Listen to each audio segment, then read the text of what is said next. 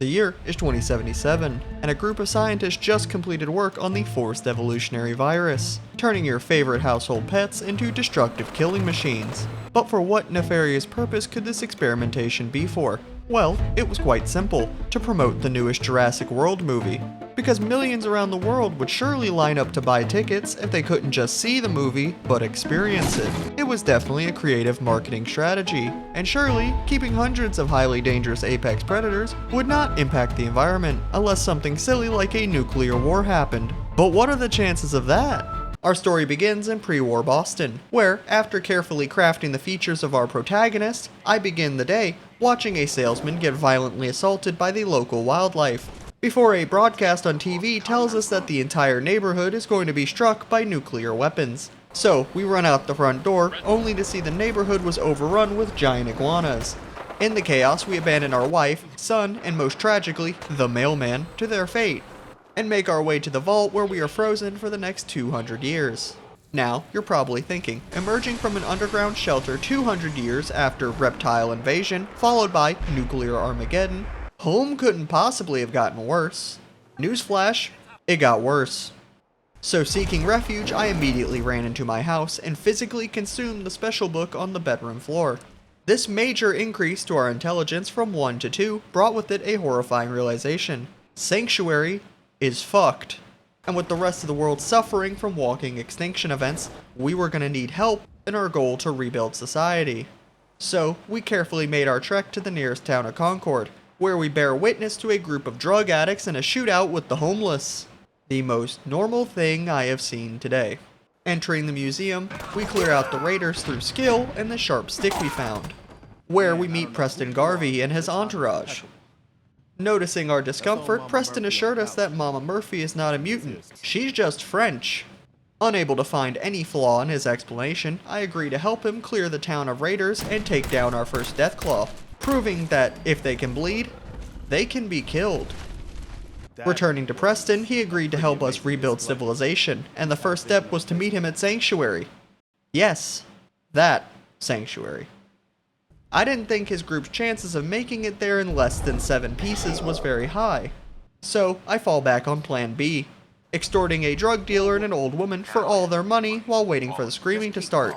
Back at Sanctuary, things are worse. We find the settlers sharing peaceful coexistence with the irradiated reptiles, as Mama Murphy is telling Sturgis her story of killing one with nothing but a pipe pistol. The Deathclaw behind her clearly didn't believe her story, and we didn't either. So, we show her what it really takes to put one down by engaging in a violent eugenics policy with the 10 or so reptiles currently living here. After that, Preston explains the Minuteman's plan. Rebuild society by securing settlements across the Commonwealth. Our first target, 10 Pines Bluff. Arriving there, we ask the settlers what is the problem? Deathclaws? Ghouls? Or a half-naked man hiding in the closet holding a jar of mayonnaise? That one always surprises me. But no, turns out it's actually only raiders, originating all the way over in Walden Pond, and we have to kill them.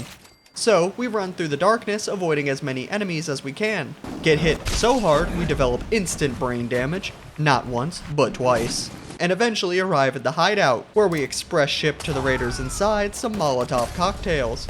And while looting the bodies, we find a legendary pipe wrench, Big Jim, which has the crippling effect, granting a 20% chance to cripple a target's leg, allowing us to transform our enemies into one half of Stephen Hawking, which is useful when around 60% of the wasteland are 12-foot tall monstrosities. With the raiders dead, we can report to the settlers our success. We can report our We use an expensive piece of military technology and report our success. They agree to join the Minutemen, and we return to Preston to announce that the first step was complete.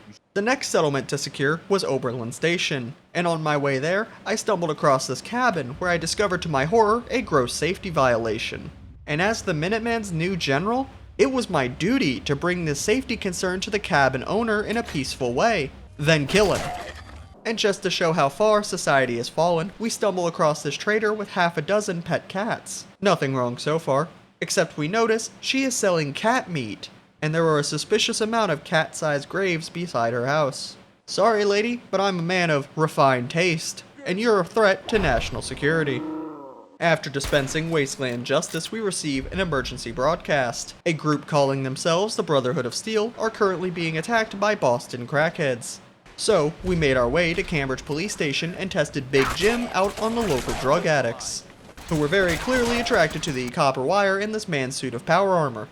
After clearing out the enemies, Paladin Dan's offered us a job to retrieve technology, and in exchange, we can join his mildly authoritarian, technology-obsessed cult. And after careful consideration, we agree. And I'm sure this 10-minute detour won't cost us any delay to help out that settlement.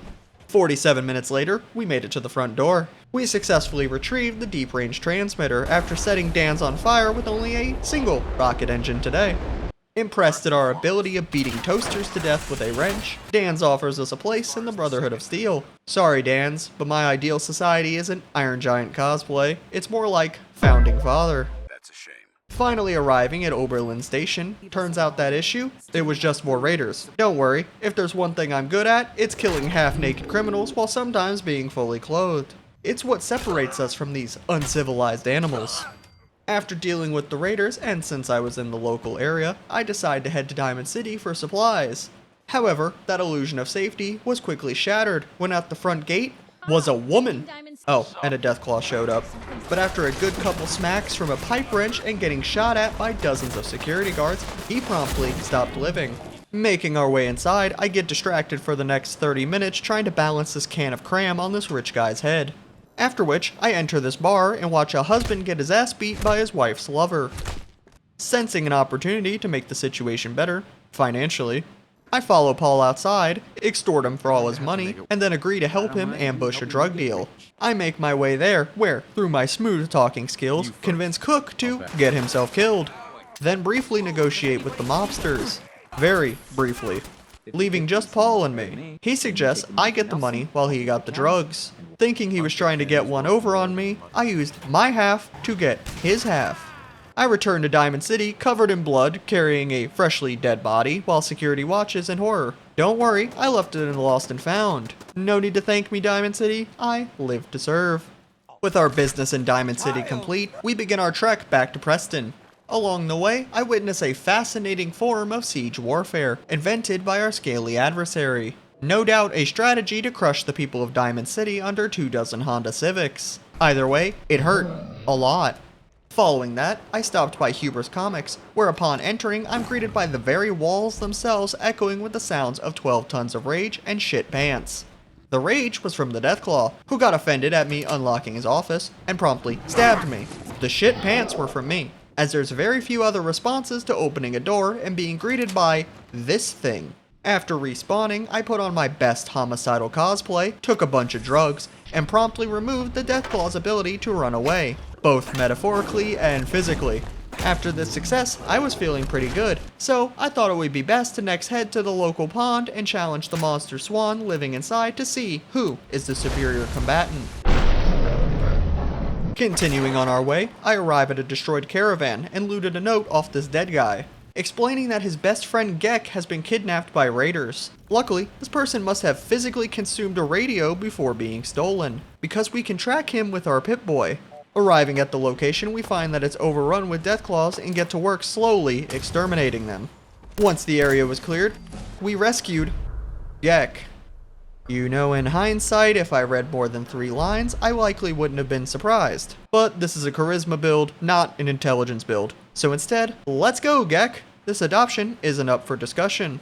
Returning to Preston with our success, he next tasks us with taking Starlight Drive-In, as it has potential for a thriving settlement, but he warns us that it's currently inhabited by vicious beasts and its Deathclaws. So, I started making my way there, enjoying quality time with Geck by watching him bite a raider's leg off. That's my boy!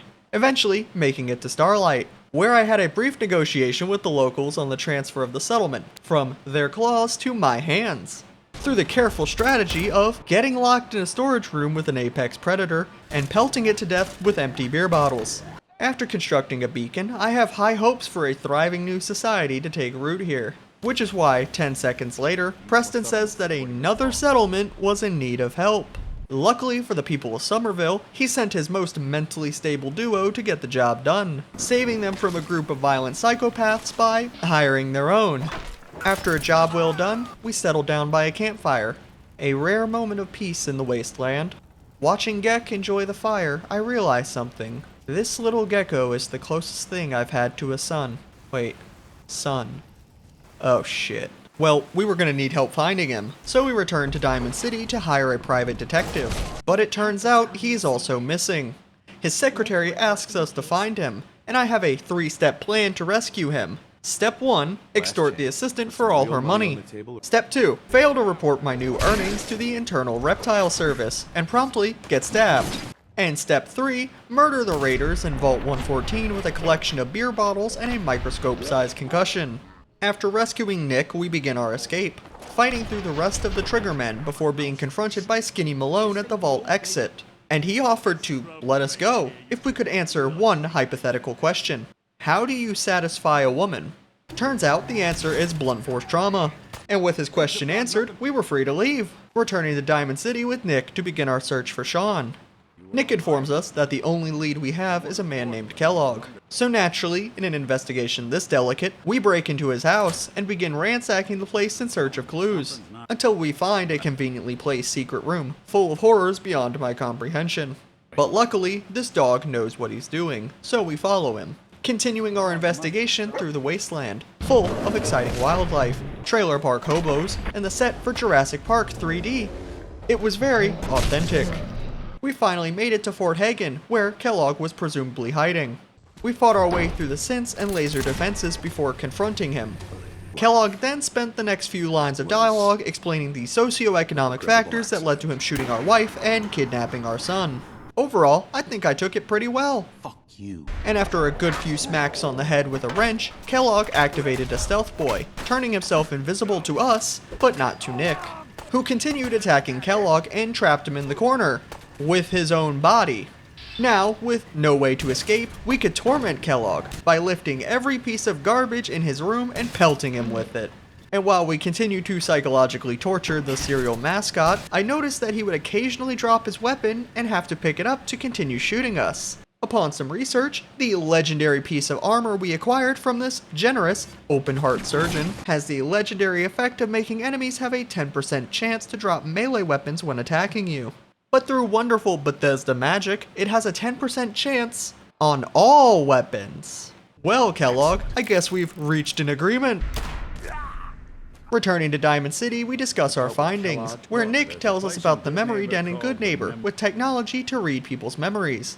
Even if those memories are currently in an ice cream scoop I dug out of a bald man's head a few hours ago. So, we make our way there, where we are given a good old English greeting, spend some quality time with Finn, and finally make our way to the memory den, where we convince Dr. Amari to plug us into Kellogg's memories, and discover a scientist escaped from the Institute and is currently hiding out in the glowing sea. And, if we can find him, he can help us find a way inside. But before I begin a trip that will likely consist of developing stage 4 cancer and dying painfully, I should at least check in on how my rebuilding of society was progressing. Returning to Starlight, I was proud to see the settlement was thriving. Crops were growing, fresh water was running, and I even saw 2 security guards enjoying a movie on the theater screen. Maybe Preston was right, and civilization has a chance to rebuild. Okay, that's new. On the bright side, the crops are getting fertilized with the workers. I don't know how long it took to build this place, but it took about 10 seconds to undo it. Was it even possible to rebuild civilization with the Minuteman's ideals, when those ideals can be destroyed by a single reptile, much less 10? We return to Preston, who doesn't seem all too bothered by a settlement being turned into strawberry jam, so long as we capture the Minuteman's old HQ, the castle. So, we made our way there, meeting outside to figure out the best way to plan our attack. What are we waiting for? Let's just get in there and shoot those lobsters. I mean, how hard could it be? You know, Preston, I think we're gonna need more reconnaissance.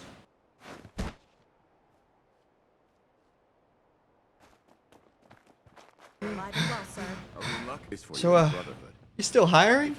The Brotherhood of Steel, being militaristic, power armor wearing techno-zealots, were suddenly looking like our best chance at rebuilding. And considering our first choice was busy cosplaying a scratching post, my standards have dropped considerably. but at least they look capable of surviving more than 3 seconds. So, we take a ride to their giant military blimp, where we are introduced to their supreme leader, who immediately tasks the brand new recruit he met 10 seconds ago with single-handedly assaulting Fort Strong, fighting through an army of super mutants to secure nuclear ordnance inside, which in any other apocalypse would be horrifying. But when you've spent days fighting reptiles the size of pickup trucks, the green men inside honestly felt refreshing. With Fort Strong secured, I finally turned my attention back to the glowing sea. There was just one small problem. Big Jim was no longer cutting it, as the local wildlife were becoming stronger, faster, and more resilient to severe brain trauma. So we would need a new weapon, and I know just the place to find it. Ladies and gentlemen, it's time for a fishing trip. And that means taking a trip to Far Harbor. Unfortunately, upon arrival, we find the reptiles have already spread to the island.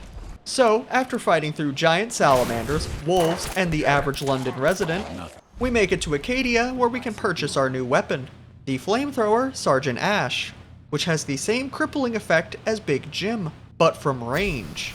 Now, I don't entirely understand the physics of using a flamethrower to destroy someone's kneecaps, but it is mildly effective. So, that's good enough for me. Alright, no more delays, no more side quests, off to the glowing sea we go. Arriving at the glowing sea, I prepared myself for the worst: radiation storms, horrifying mutations, and reptiles the size of construction equipment. But surprisingly, Sergeant Ash worked. Turns out, setting Deathclaw kneecaps on fire dramatically reduces its ability to sprint into your ribcage like an NFL linebacker. So for the first time since leaving Vault 111, we had a functional survival strategy. Instead of panic and run away, we now had the ability to panic, cripple our enemy's legs, and still run away. At one point, a group of Deathclaws chased us into a radioactive crater inhabited by the Children of Adam, which immediately turned into the closest thing this wasteland has to a nature documentary. Turns out, worshipping radiation does not protect you from disembowelment. After using an entire town of cultists as a distraction, we finally make our way to Virgil's cave, where one final Deathclaw blocked the entrance. Luckily, Nick and I had developed a highly advanced strategy, known as break its legs and beat it to death like a disabled piñata. Worked like a charm. With the area clear, it was time to meet Virgil, where we could finally get some answers. He tells us that the Institute uses teleportation, and that we were going to need to use a brain chip from a courser to get inside. Normally, this involves fighting one of the most advanced killing machines of the Commonwealth. But instead of doing that, I return to Sanctuary, where I give a bunch of amphetamines to an elderly psychic woman, who then spoke to me in the ancient dialect of senile, and bestowed to us the Courser shutdown code. And with that, we made our way to Green Tech Genetics and confronted the Courser. Are you here for the synth? You may be a highly advanced killing machine, but I have something better. A drug-addicted grandma at home. How did you? With the brain chip secured, we now needed someone to decode it, and I know just where to find them. Heading to Old North Church, there's an underground passage, followed by a secret passcode, then lastly, the numbers on the back of your credit card. Once you input all of those, you will be greeted by people with silly questions like, how did you get here? And my favorite, that TV isn't yours, I'm calling the police. When presented with these questions, fear not, for you can gaslight them, then gaslight them, until they stop asking questions entirely, allowing you to peacefully explore their headquarters and decode the chip. With that done, we can return to Virgil, who hands us the teleporter schematics.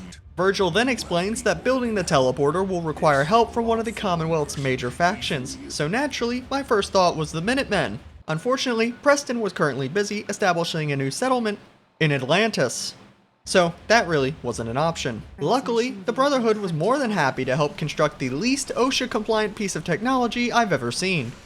With the teleporter complete, it was finally time to infiltrate the Institute.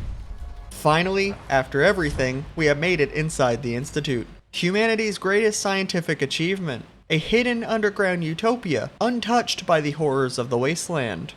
Or, that's what I thought I was walking into. However, I don't think the Institute is the safe haven humanity needs. Why do I think this? Call it a hunch. I watch synths and scientists get violently torn apart by these reptiles I've grown all too familiar with. Eventually, I made my way to the Institute's leader, who attempted to convince me that the Institute was humanity's best chance for survival. But after seeing the free-range petting zoo on my way here, I wasn't entirely convinced. Still, it wouldn't hurt to help clear out these reptiles and attempt to build something better with my own son. Okay. At this moment, I realized two very important things. One, humanity's future was no longer looking very promising. And two, I should probably leave before someone starts asking questions. So while the Institute descended further into chaos, I quietly made my way towards the teleporter. Yeah, this place needs to go. After escaping back to the outside world, our mission was clear. The Institute had to be destroyed, because if even one of the Deathclaws discovered how the teleporter works, humanity would have no hope for survival. So we returned to the Brotherhood, who had the idea of building a giant robot to get us back inside, which started with recruiting a scientist, and given the incident, we had to find a new one, which meant heading to General Atomic's Galleria to recruit this woman whose talent of staring at garbage for 24 hours straight was useful to us. After that, we would need to head back into the glowing sea to the definitely not Illuminati bunker, clear out the squatters, and politely ask for access to nuclear bombs. With that complete, we return to Maxon, and turns out Paladin Dan's, he's a synth, and now we have to hunt him down. But when I find him, there's this strange sense of camaraderie, because he's the only person who didn't judge me for accidentally, purposefully, immolating him earlier. So, we convince him to come with us, to leave the Brotherhood and walk away free. And maybe, just this once, we can have a happy— Oh my god! Well, after this, we head to Mass Fusion to retrieve a high-tech nuclear battery for Liberty Prime, where the highlight of the trip was crippling this Deathclaw's legs, then spending the next 30 seconds rage-baiting him. And with the battery acquired, Liberty Prime is almost complete. Only one final thing. A shopping spree. So we head to Diamond City to stock up. And while we were there, we discovered that the mayor is a synth, and he's got a hostage. When we confront him, I tell him two things. One, we don't negotiate with synths. And two, we certainly don't negotiate with their hostages. And with Diamond City a little bit safer, we can begin our assault on the Institute, fighting through hordes of teleporting Deathclaws until we made it inside, where Elder Maxon tells us to leave no survivors. So, we get to work carefully exterminating the dangerous scientists before we make it to the reactor, plant the fusion charge, and it was over. The Institute was gone. And for the first time since leaving Vault 111, humanity finally had a chance to rebuild. And rebuild we did. Welcome to Starlight City, the Commonwealth's premier example of safe, sustainable, and scientifically optimized living. Here at Starlight, we believe the future of humanity begins with innovation. Innovation of both the mind and the body. You see, our citizens here benefit from a wide range of completely voluntary programs for genetic improvement. And thanks to our highly trained medical professionals, the process is completely safe. Next, a happy settlement needs to include amenities for its people after their standard 23-hour shift, which is why we have constructed slot machines where you can offer up your wages for the high chance opportunity to make even more. We also have a complimentary swimming pool located directly in our drinking water. By combining our recreational and water purification systems together, we've increased efficiency by nearly 40%. Although we still aren't entirely sure what's causing the drownings. But thankfully, these incidents seem to only appear at night while the lifeguard isn't on duty, so it's clearly not an issue of safety. And speaking of safety, public safety remains our top priority, which is why we've installed several automated security systems throughout the settlement to guarantee safety and compliance. Lastly, every settlement needs a sustainable food supply, and with our excellent recycling system installed, should an unfortunate tragedy befall the settlement, this sustainable system ensures that every citizen continues to contribute, even after death. At Starlight City, we believe humanity's future depends on unity, security, and carefully managed social optimization. And while outsiders may struggle to understand our methods, I believe history will remember this settlement as the moment humanity finally reclaimed the wasteland. Hold on, so let me get this straight. You're saying the best hope for rebuilding society is techno, authoritarian, femboy, cannibals. Yes,